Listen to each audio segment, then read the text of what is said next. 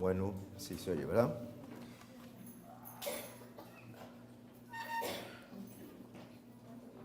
Buenos días, hermanos. Espero que estemos despiertos. Hoy, 1 de enero del año 2023, y que estemos también atentos a la palabra de Dios, con los ojos abiertos y también la mente abierta y el corazón abierto para escuchar su palabra. El tema de hoy se titula Volver a empezar. Volver a empezar. Parece que no quieren. Ahora sí.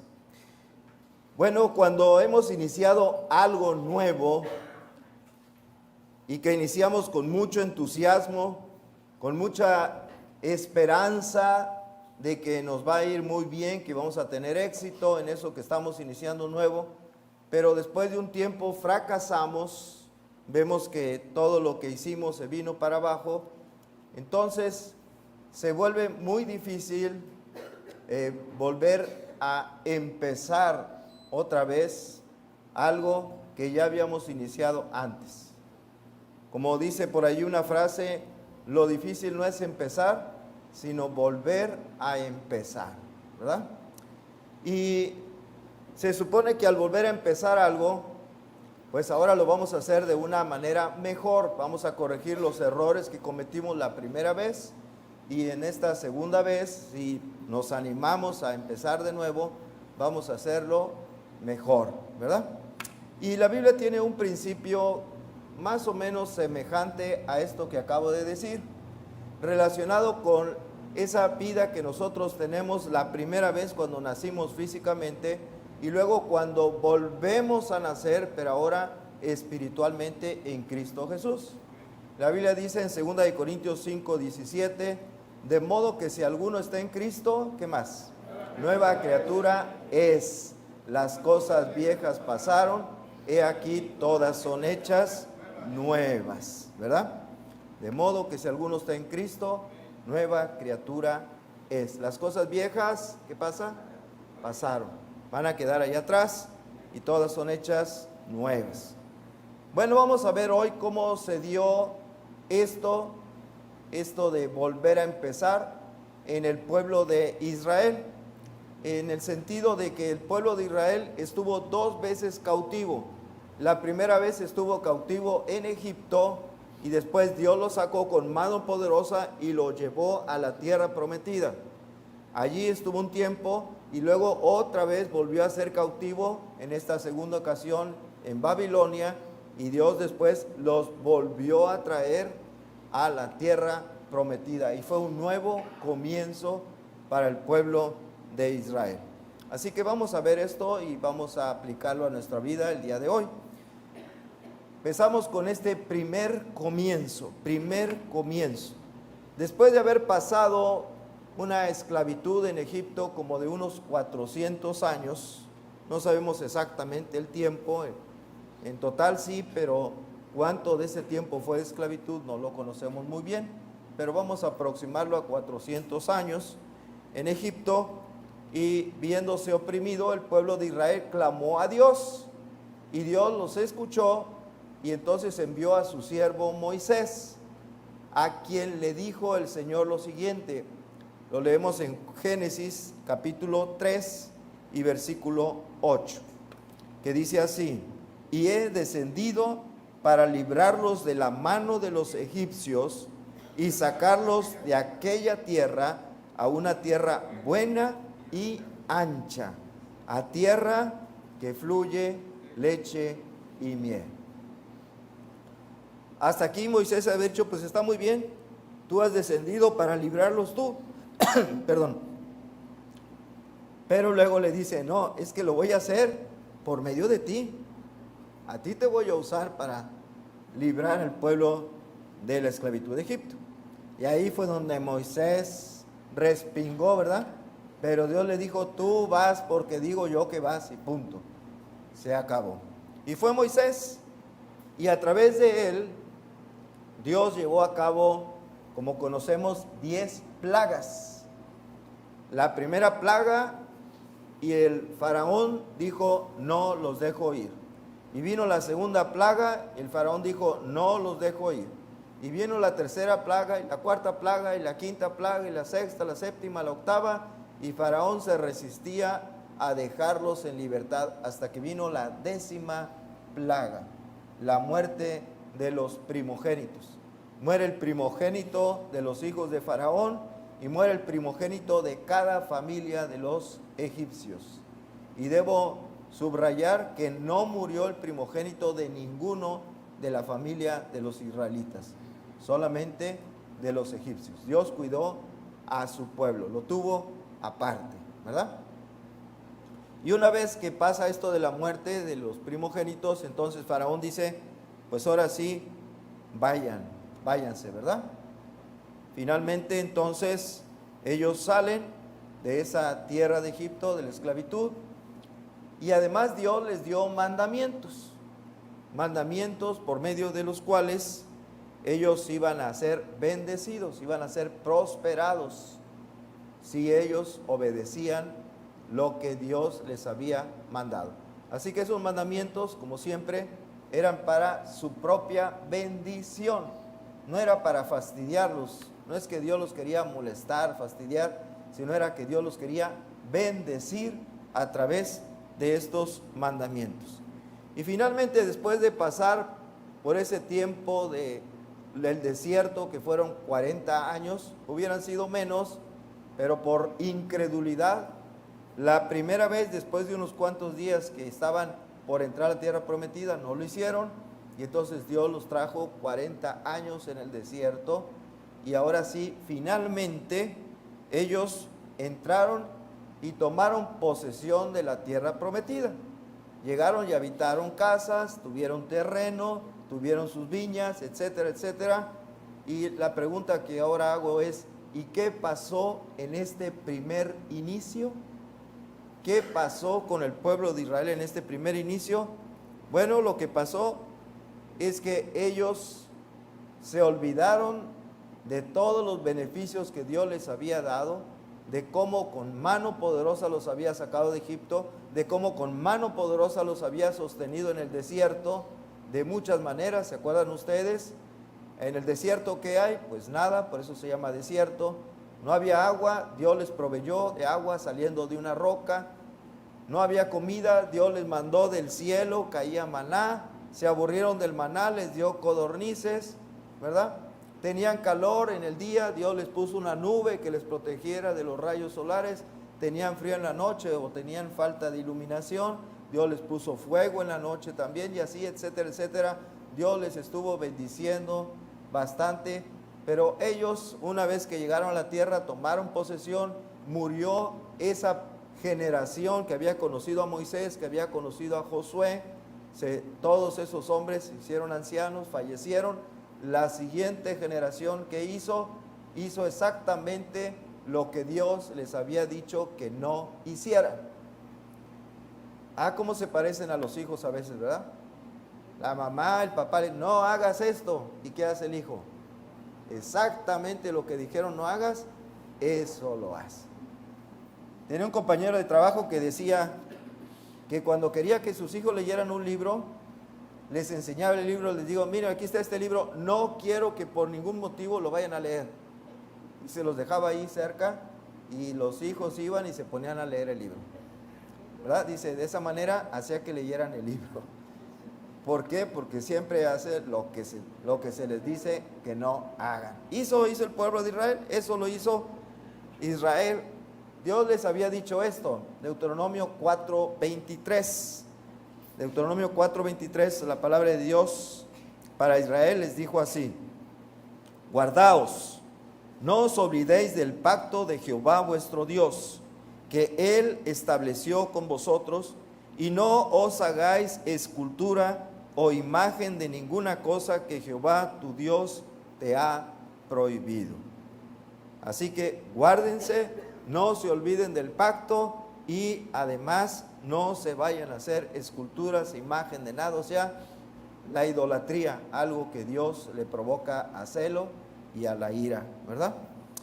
Bueno, pues ellos tomaron posesión de esa tierra prometida, habitaron en casas que ellos no habían edificado, los habían edificado los cananeos que vivían antes, disfrutaron de viñas que ellos no habían sembrado, ¿verdad? Edificios, todo eso, ellos los aprovecharon y se sintieron muy bien, muy cómodos. ¿Y qué pasó? Hicieron exactamente eso que Dios les había dicho que no fueran a hacer. Fíjense, muerto Josué y su generación, dice el libro de Jueces, que fue lo que enseguida pasó, capítulo 2 y versículos 11 y 12. Jueces 2, versículos 11 y 12. Aquí está al frente, pero si alguien lo quiere verificar, que está en la palabra de Dios, lo puede hacer, ¿verdad? Y sería bueno que lo hiciera, como los de Berea, para no ser engañados. Dice, después los hijos de Israel hicieron lo malo ante los ojos de Jehová y sirvieron a los Baales. Dejaron a Jehová, el Dios de sus padres, que los había sacado de la tierra de Egipto, y se fueron tras otros dioses, los dioses de los pueblos que estaban en sus alrededores, a los cuales adoraron y provocaron a ira a Jehová. ¿Vieron? Muere Josué, muere la generación de todos los hombres que habían estado con él. ¿Y qué pasa?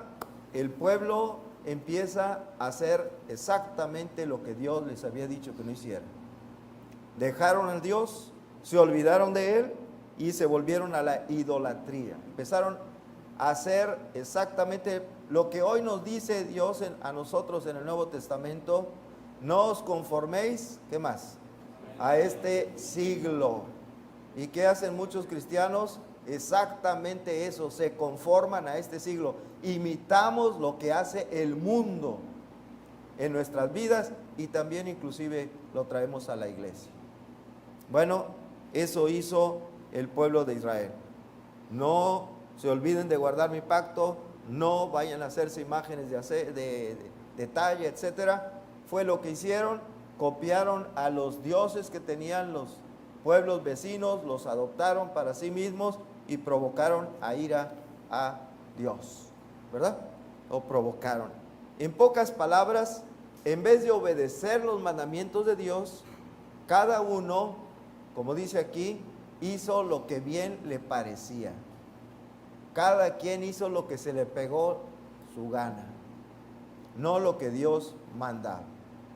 Ahora, cualquier parecido con nuestro tiempo no es coincidencia. Esa es la forma de ser, el carácter, el corazón de los seres humanos. Nos resistimos a aceptar las normas de Dios, a aceptar los valores que Dios ha dado, y decimos, no, la generación de nuestro tiempo, no hay valores absolutos, todos los valores son relativos. Y adoptamos lo que dice un poema de Ramón Campoamor, que él escribió: en este mundo traidor, nada es verdad ni mentira, todo depende del color del cristal con que se mira. Y así adoptamos valores, pero relativos. Para ti esto es malo, pero para mí es bueno. Para ti esto es bueno, pero para mí es malo, y así, en lugar de adoptar el valor absoluto o los valores absolutos de la palabra de Dios. Cada uno hacía lo que bien le parecía, dice así. Y ese fue el comportamiento del pueblo de Israel en esta primera vez que llegaron a la tierra prometida. Ya como pueblo, ¿verdad? Ya como pueblo, porque antes habían estado como familia. Era una familia, primero Abraham, luego Isaac, luego Jacob, luego los 12 hijos. De ahí se fueron a Egipto y regresan ya siendo un pueblo, una nación. Habitan la tierra prometida y hacen esto que estamos viendo aquí. Se olvidan de Dios, se vuelven a la idolatría y cada uno hace lo que se le pega la gana, no lo que Dios había ordenado. Ahora vamos a la segunda parte, volviendo a empezar, volviendo a comenzar. Después del tiempo de los jueces, ¿qué siguió? El tiempo de los reyes, ¿verdad? De los jueces siguen los reyes. ¿Se compuso la cosa? No. Siguieron igual este pueblo de Israel siguió haciendo lo malo delante de Dios y Dios les tuvo paciencia. Dios envió a siervos suyos, envió a profetas, pero no como los profetas de ahora que celebran y que les felicitan a los hermanos. Ay, Dios te quiere bendecir porque tú eres bien bueno y te va a prosperar. Y no. Los verdaderos profetas de Dios, Dios los enviaba para ponerles una regañiza al pueblo de Israel por su pecado. Eso era el profeta de Dios. Y Dios los envió para reprender a Israel, para decirles que se arrepintieran de sus pecados, para advertirles el mal que les iba a venir de parte de Dios si seguían, si continuaban con su pecado. Pero ellos no quisieron escuchar a los profetas, a los verdaderos profetas de Dios. Ellos los rechazaron, los maltrataron y muchas veces hasta los mataron también. Asesinaron a los profetas que Dios les envió, y Dios les tuvo paciencia y enviaba a otro, y enviaba a otro, y enviaba a otro, hasta que por un tiempo de unos 600 años la paciencia de Dios se terminó. Y entonces Dios decidió castigarlos y sacarlos de la tierra prometida y llevarlos en cautiverio una vez más. A los del reino del norte, porque acuérdense que Israel se había dividido ya en dos reinos, no el reino del norte y el reino del sur, que es Judá. El reino del norte se lo llevaron cautivos los asirios, y el reino del sur, Judá, se lo llevaron los babilonios. Los babilonios. Y aquí vemos esta descripción en el segundo libro de Crónicas, segundo de Crónicas, capítulo 36, versículos 17 al 20, donde se nos describe lo que acabo de decir. Dice así, segundo de Crónicas 36, 17. Por lo cual trajo contra ellos al rey de los caldeos, que mató a espada a sus jóvenes en la casa de su santuario. ¿Cuál es la casa de su santuario? Pues el templo. Fíjense que una costumbre que tuvieron los israelitas es que cada vez que venía un invasor y los dominaba y pasaba el muro de la ciudad de Jerusalén y entraban, ellos lo que hacían era refugiarse en el templo. Lo hicieron varias veces y esta fue otra más. Se refugiaron en el templo pensando, aquí no nos va a pasar nada, aquí Dios nos va a proteger, nos va a guardar. Como si, no sé, el templo fuera algo, un amuleto de protección, como algunos usan, ¿verdad?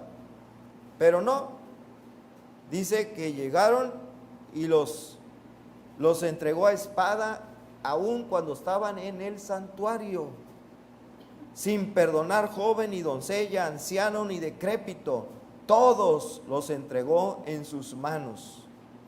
Por cierto, bueno, asimismo todos los utensilios de la casa de Dios.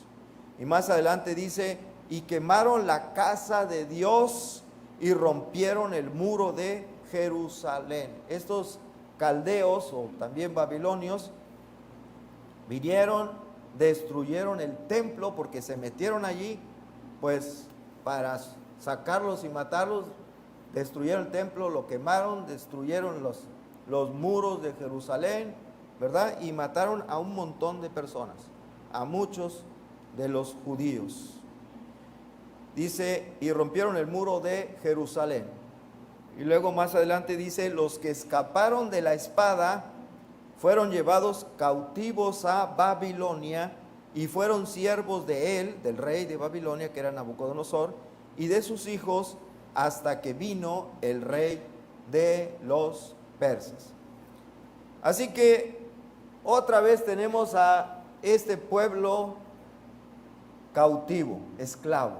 La primera vez en Egipto, Dios los saca, los lleva a la tierra prometida. ¿Qué hacen ellos? En lugar de ser agradecidos con Dios y obedientes a Dios, pues no, se rebelan contra Dios, desobedecen a Dios, ignoran a los mandamientos de Dios y a Dios mismo lo cambian por otros ídolos.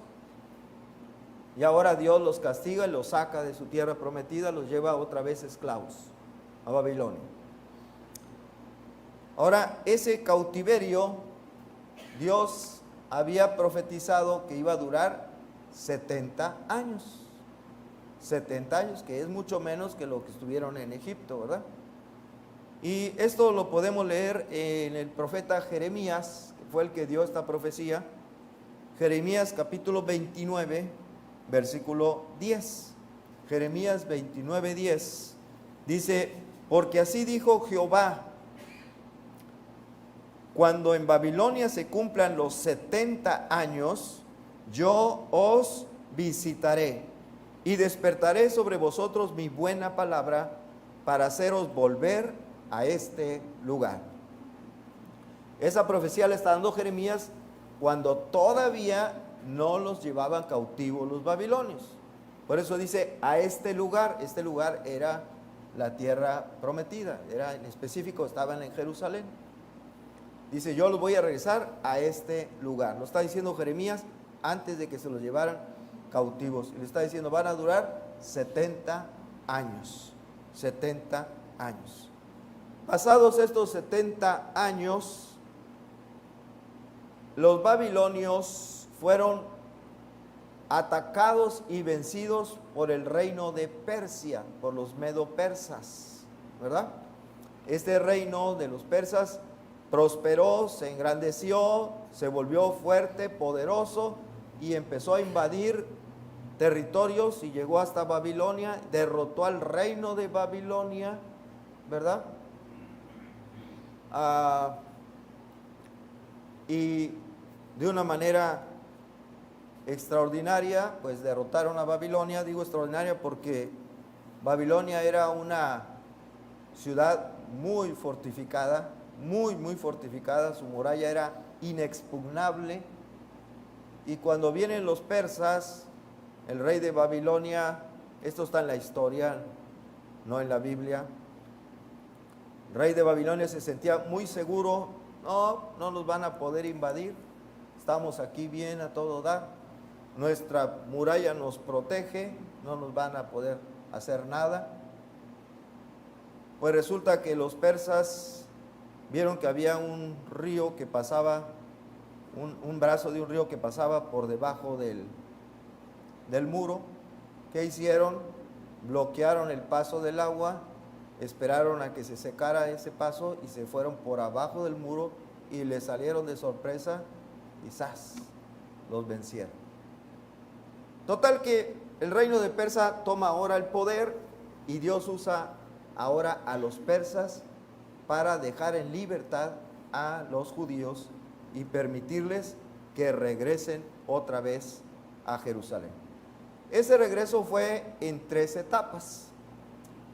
Eso sí lo podemos encontrar en la Biblia. La primera etapa, como vemos aquí, fue en el 538 a.C., y eso lo leemos en Esdras, los capítulos del 1 al 6, y el dirigente judío, que fue el que estuvo a cargo del grupo, que fue un grupo muy numeroso, dice la Biblia que eran como 50,000 personas, estaba dirigido por Zorobabel. Por cierto, Zorobabel, ahorita lo vamos a leer, era de los ascendientes en la genealogía de nuestro Señor Jesucristo. Por ahí vayan viendo Mateo para que vean ahí en la genealogía este personaje Zorobabel. Bueno, en ese entonces el gobernante persa era Ciro, el rey Ciro. La segunda etapa fue en el 458 a.C., y eso se narra en Esdras capítulo 7 al 10. Y el dirigente de ellos fue precisamente Esdras, un escriba, ¿verdad? Y el rey que gobernaba a los persas en ese tiempo era Artajerjes. Y poquito tiempo después hubo una tercera etapa de migración hacia la tierra prometida en el 445 a.C. Esta fue encabezada por Nehemías, ya saben ustedes, copero del rey, que habló con él y le dio permiso de ir. Y esto fue en tiempos también del rey Artajerjes. Entonces, en esas 3 etapas ellos regresan del cautiverio de Babilonia a Jerusalén. Todavía algunos se quedaron allí, como suele suceder, ¿verdad? Estaban en el reino más poderoso, más rico de aquel tiempo y dijeron, pues aquí me quedo, de aquí soy, ¿no? ¿Para qué me regreso a mi pobrecito país de Israel, a mis ciudades allá en Jerusalén y sus alrededores, si aquí tenemos todas las comodidades del mundo? Y algunos se quedaron ahí de todas maneras, pero se les hizo que aportaran para los que se fueron, ¿eh? Por ahí lo pueden leer ustedes en el libro de Esdras, eso con cuidado. Bien, la pregunta es, ¿cómo fue ahora su comportamiento en este segundo regreso? ¿Cómo fue ahora su comportamiento en este segundo regreso? ¿Cómo fue en el primero? Ya lo vimos, ¿verdad? Se olvidaron de Dios, se volvieron sobre todo a los ídolos. Ahora, ¿cómo fue esta generación que regresó del cautiverio? Vamos a verlo. Número 1, restauraron el altar y el culto a Dios. Esdras capítulo 3, versículo 2. Dice, entonces se levantaron Jesúa, hijo de Josadac, y sus hermanos los sacerdotes, y Zorobabel, hijo de Salatiel. A ver, alguien que tenga por ahí a la mano a Mateo, donde viene la genealogía de Jesús. A ver, los que tienen micrófono, hermanas de aquí al frente que tienen micrófono, para que les abran el micrófono ahí. Abraham, Betty, ¿dónde está la genealogía? Bueno, genealogía de Jesucristo. Libro de la genealogía de Jesucristo, hijo de David, hijo de Abraham. Abraham engendró a Isaac, Isaac a Jacob, y Jacob a Judá y a sus hermanos. Judá engendró a Tamar, a Fares y a Sara. Fares a Esrom y Esrom a Aram. Aram engendró a Aminadab, Aminadab a Nazón y Nazón a Salmón. Salmón engendró a Rahab, a Boz, Boz engendró a Ruth, a Obed y Obed a Isaí. Isaí engendró al rey David y el rey David engendró a Salomón, de la que fue mujer de Urías. Salomón engendró a Roboam, Roboam a Abías y Abías a Asa. Asa engendró a Josafat, Josafat a Joram y Joram a Usías. Usías engendró a Jotam, Jotam a Acaz y Acaz a Ezequías. Ezequías engendró a Manasés, Manasés a Amón y Amón a Josías. Josías engendró a Jeconías y a sus hermanos en el tiempo de la deportación a Babilonia. Después de la deportación a Babilonia, Jeconías engendró a Salatiel y Ahí. ¿Engendró a quién? A Salatiel. Luego. Y Salatiel a Zorobabel. Ya, hasta ahí. Es la genealogía de Jesús y ahí le podemos seguir hasta llegar a Jesús, ¿verdad? Lo que quiero que noten es que aquí en Esdras 3:2 dice, entonces se levantaron Jesúa, hijo de Josadac, y sus hermanos los sacerdotes, y Zorobabel, hijo de ¿quién? De Salatiel. Es el mismo, ¿verdad? Es el mismo. Este antecesor, este ascendiente de nuestro Señor Jesucristo en cuanto a la carne, fue el dirigente de este contingente y que dice, estuvo aquí entre los que se encargaron de restaurar el altar y el culto a Dios. Dice, Zorobabel, hijo de Salatiel, y sus hermanos, y edificaron el altar de Dios de Israel para ofrecer sobre él holocaustos, como está escrito en la ley de Moisés, varón de Dios. ¿Qué estamos viendo? Pues ya volvieron muy mansitos, ¿verdad? Ya dijeron, no, pues ya me pegaron 2 veces, ya mejor obedezco. ¿Vieron? ¿Qué más hicieron? Número 2, edificaron un segundo templo. Esdras capítulo 3, versículo 11. Dice así, y cantaban alabando y dando gracias a Jehová y diciendo, porque Él es bueno, porque para siempre es su misericordia sobre Israel. Y todo el pueblo aclamaba con gran júbilo, alabando a Jehová, porque se echaban los cimientos de la casa de Jehová. Aquí empezaba la construcción apenas de este segundo templo. ¿Por qué? Porque el primero ya había sido destruido por los babilonios. Y ahora construyen un segundo templo más modesto, por supuesto, ¿verdad? Pero que, del cual se dice la gloria de este postrer templo iba a ser mayor que la primera. ¿Por qué? Porque en ese segundo templo, por cierto, remodelado después por Herodes, ahí va a entrar nuestro Señor Jesucristo. Ahí va a entrar el Mesías en este segundo templo.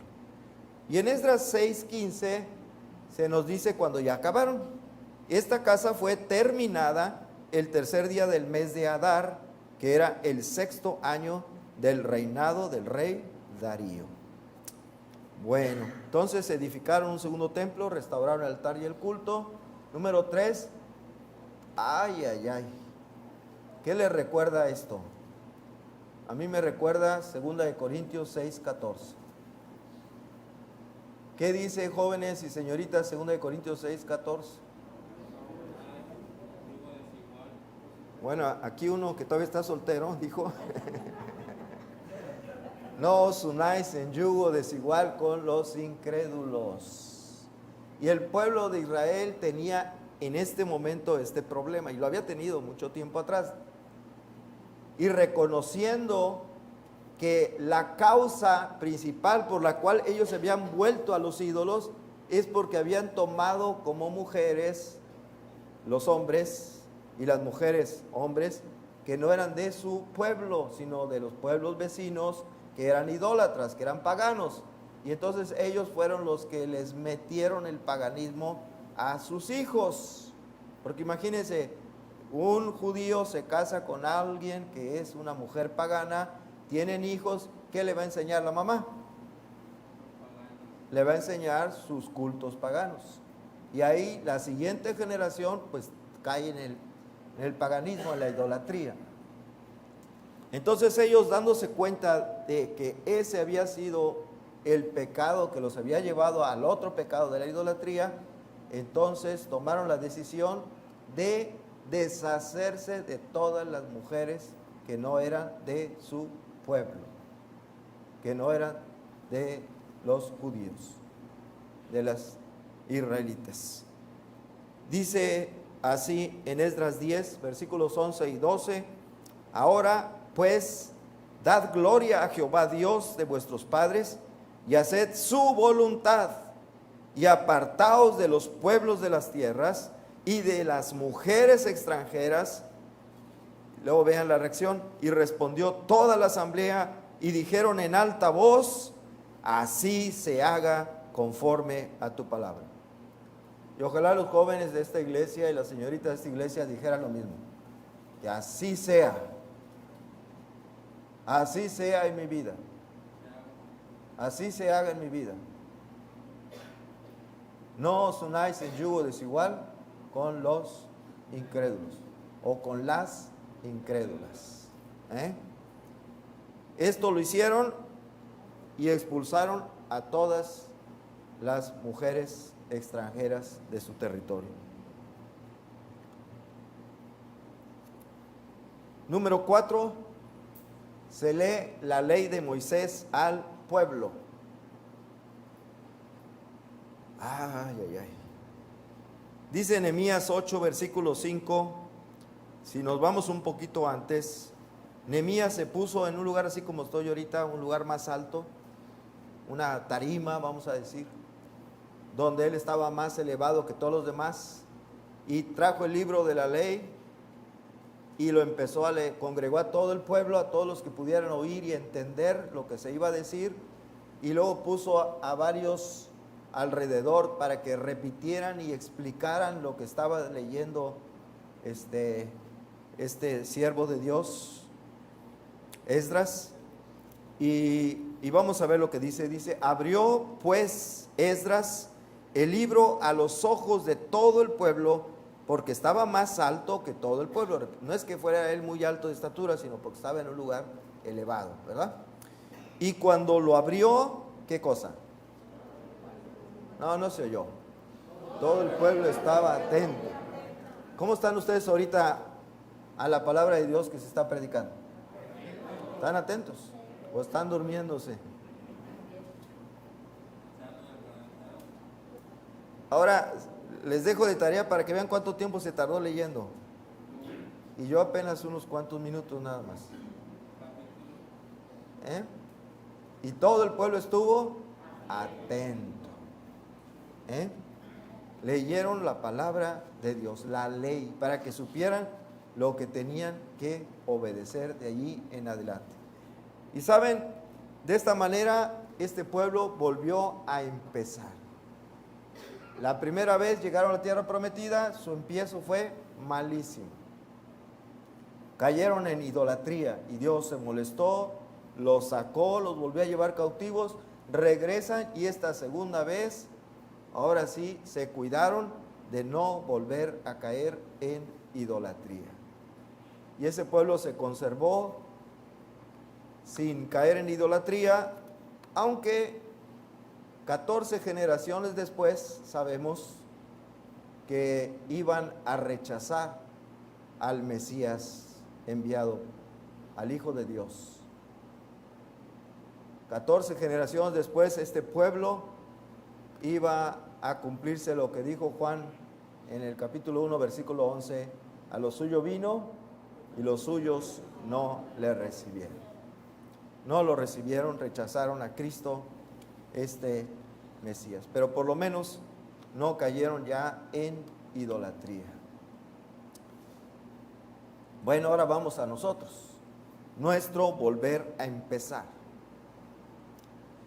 Miren, estamos, ¿cómo podríamos decirlo?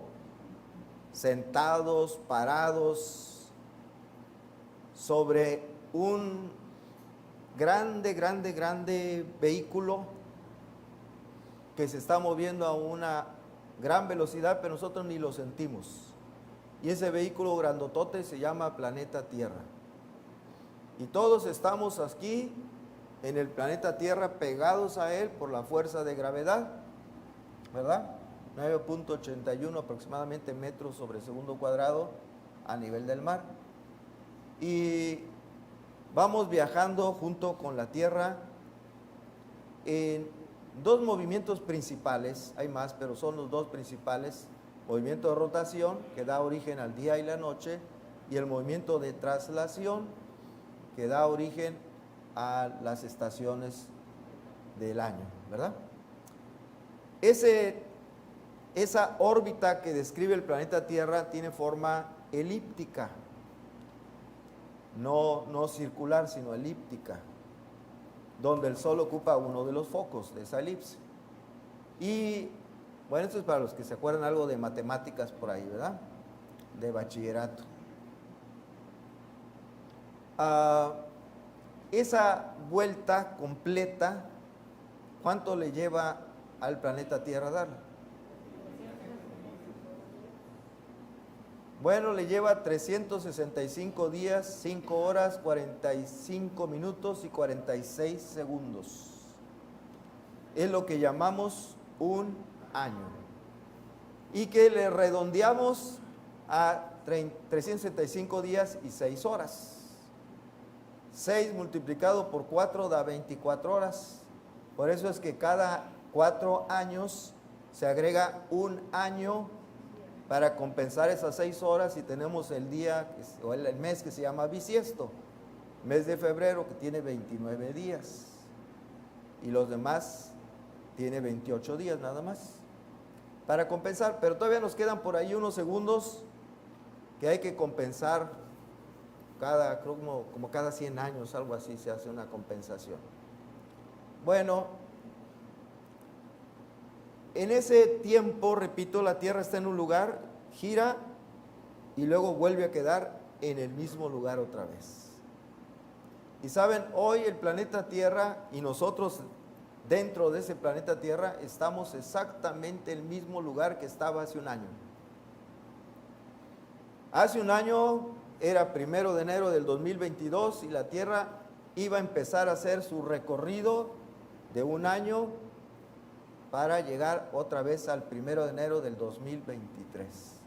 Y ahora está a punto de hacer otro nuevo recorrido y nosotros, junto con el planeta, vamos a volver a empezar un año más. ¿Cómo ven? Ahora, ¿qué hicimos en el año pasado? ¿Cómo fue nuestro comportamiento delante de Dios y delante de los hombres en el año pasado? En todo ese recorrido que dio el planeta Tierra de 365 días, más unas horas, minutos y segundos, ¿cómo fue nuestro comportamiento? ¿Cometimos errores?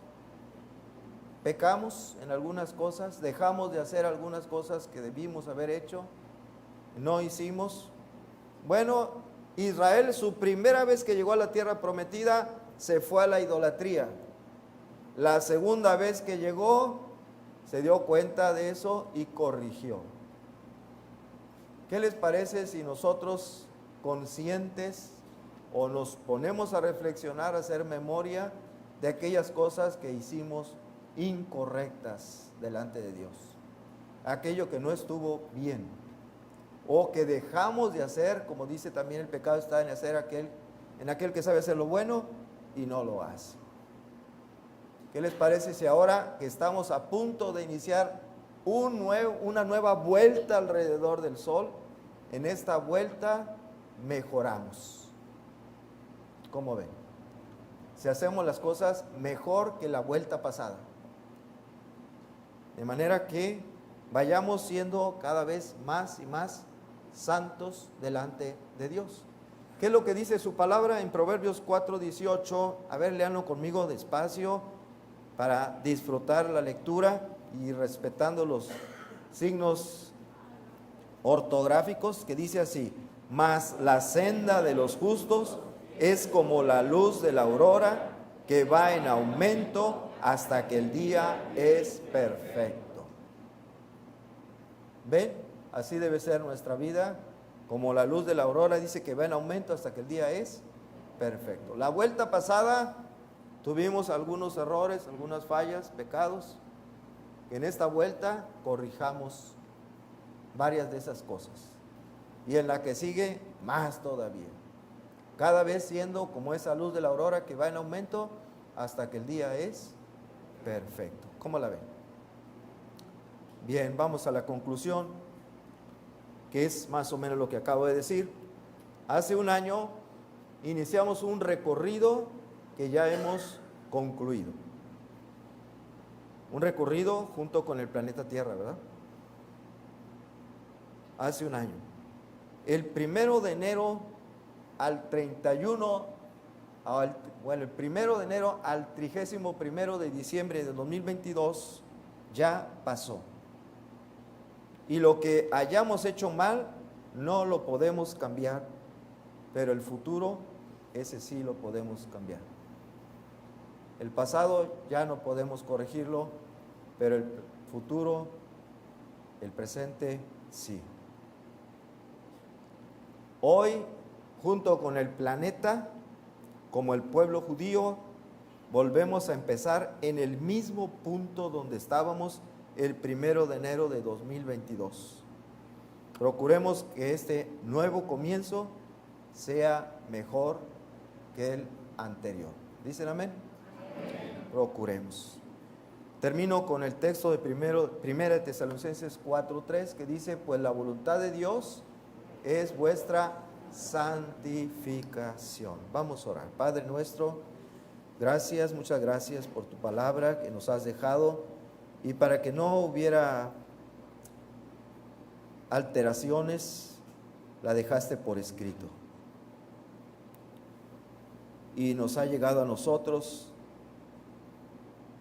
nos ha llegado en nuestro idioma y en forma muy fácil de adquirir. Y solamente ahora nos corresponde leerla, estudiarla, meditarla y sobre todo obedecerla. Hoy, Señor, iniciamos un nuevo viaje junto con el planeta alrededor del sol. Y nuestro propósito es que esta nueva vuelta que vamos a dar, si tú nos lo concedes, la vida y la suficiente salud, ahora sea de una manera mejor que la vuelta pasada. Que nos esforcemos por abandonar aquellos pecados que cometimos y por hacer aquellas cosas buenas que dejamos de hacer. Todo para gloria tuya, para honra tuya, porque para eso nos creaste, nos formaste y nos llamaste para ti. En el nombre de Cristo Jesús, Señor, te lo pedimos y te agradecemos todo. Amén. Amén. Bueno, estos próximos días, un